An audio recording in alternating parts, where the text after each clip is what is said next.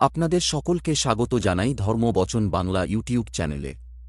বন্ধুরা, আজ এই ভিডিওতে এমন একটি বিশেষ উপায়ের কথা বলতে চলেছি যেটি যদি কখনো বিপদে পড়েন বা কখনো এমন পরিস্থিতি হয় যখন বুঝতে পারছেন না যে কি করবেন, সেই সময় যদি এই একটি কাজ করতে পারেন তাহলে সাথে সাথে আপনার সেই কাজ সফল হয়ে যাবে এবং আপনি যে কোনো কঠিন পরিস্থিতি থেকে বেরিয়ে আসতে পারবেন এবং এতে আপনাকে সাহায্য করবে স্বয়ং ভগবান শ্রীকৃষ্ণ।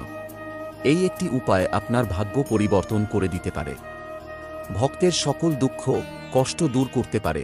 তবে এই একটি উপায় করার সময় সব সময় মাথায় রাখবেন যে এই উপায়টির উপরে যেন আপনার বিশ্বাস থাকে। এরকম যেন কখনো না হয় যে আপনি যেটা করছেন সেটার উপরে আপনার অবিশ্বাস জন্মাচ্ছে, তাহলে এই উপায়টি আপনার কোনো কাজে আসবে না।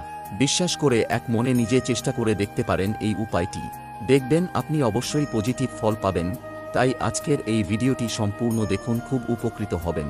ভিডিওটি শুরু করার আগে আপনারা যারা এই চ্যানেলে নতুন তারা অবশ্যই চ্যানেলটি সাবস্ক্রাইব করুন এবং বেল বটনে প্রেস করুন এরকম আরও অনেক নতুন ভিডিও দেখার জন্য।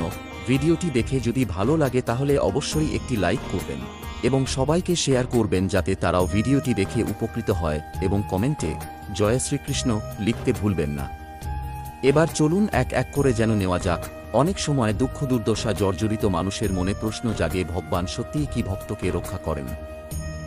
উত্তর হ্যাঁ, অবশ্যই করেন, তবে প্রকৃত উপায়ে তার ভক্তি করতে হবে।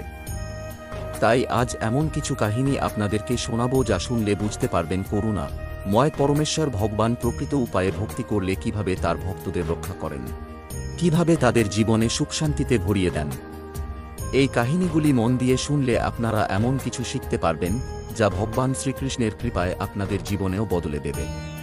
জানতে পারবেন কি সেই একটা উপায় যা ভগবান শ্রীকৃষ্ণের দৃষ্টি আপনার দিকে আকর্ষণ করবে। হরিনাথ বলে এক কৃষ্ণ ভক্ত ছিল। সে বৃন্দাবনের পথে পথে ঘুরে ফল বিক্রি করত। বাড়িতে তার এক বিবাহযোগ্যা কন্যা ছিল যার নাম ছিল সুমতি। কিছুতেই তার বিবাহ হচ্ছিল না। একদিন সুমতি ভগবান শ্রীকৃষ্ণের প্রেম মন্দিরে গিয়ে খুব কাঁদল এবং বলল, হে ভগবান, এই সংসারে কি এমন কোনো পুরুষ নেই যে দরিদ্র পিতার কন্যাকে বিবাহ করতে চায়? এই বলে সে ভগবান শ্রীকৃষ্ণকে প্রণাম করে মন্দির থেকে বেরিয়ে আসার সময় এক সাধুকে দেখতে পায়, যাকে ঘিরে মন্দিরের কিছু ভক্ত দাঁড়িয়েছিল।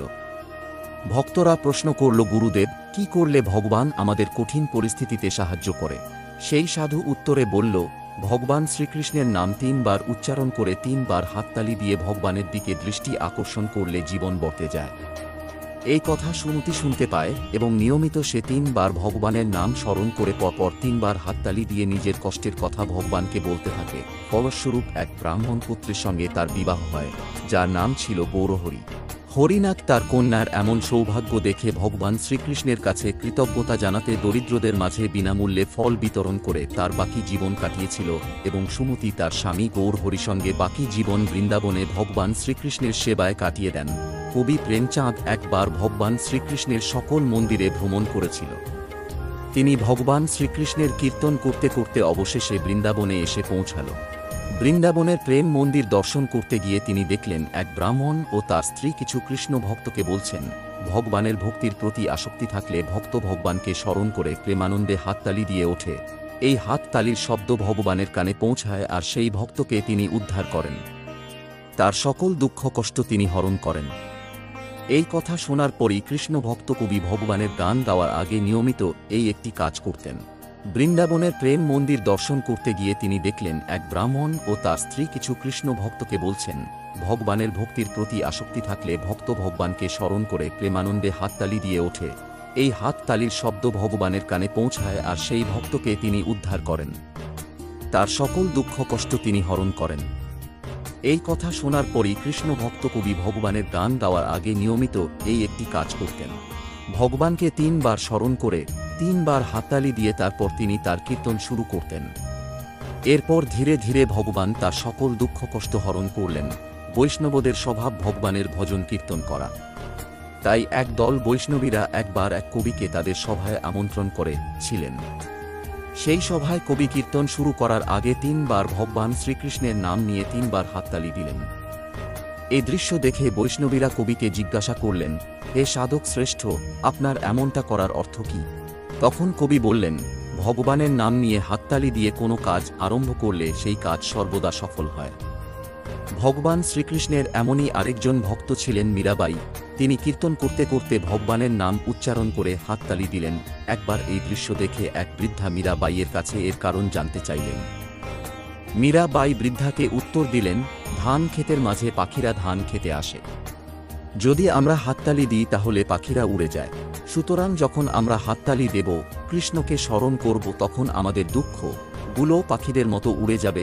ভক্তের ভক্তি যদি এমন হয়, তবে ভক্তের বোঝাও ভগবান বহন করেন। শাস্ত্রে বলা হয়েছে, যোগক্ষেমং বহাম্যহম, অর্থাৎ ভক্তের ভার ভগবান বহন করেন।